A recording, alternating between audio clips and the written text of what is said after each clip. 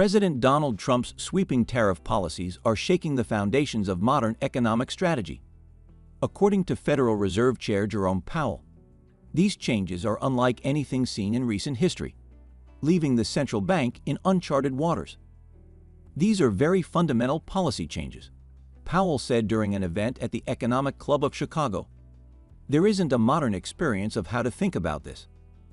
So far, Trump has imposed steep tariffs, 25% on aluminum, steel, cars, and many imports from China, Mexico, and Canada. A 145% duty on Chinese goods stands out as one of the most aggressive moves.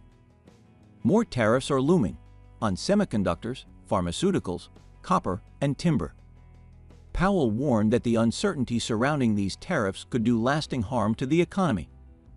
As he explained, the Fed could be facing the rare and difficult challenge of stagflation, when inflation rises while growth slows and unemployment climbs. We may find ourselves in the challenging scenario in which our dual mandate goals are in tension, he said. The markets responded instantly.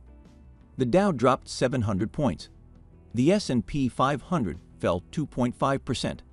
The Nasdaq tumbled 3.5%. Economists are increasingly concerned. Tariffs act like a negative supply shock. They raise prices and choke growth. And according to Powell, it's not foreign countries that pay the tariffs. It's the American public.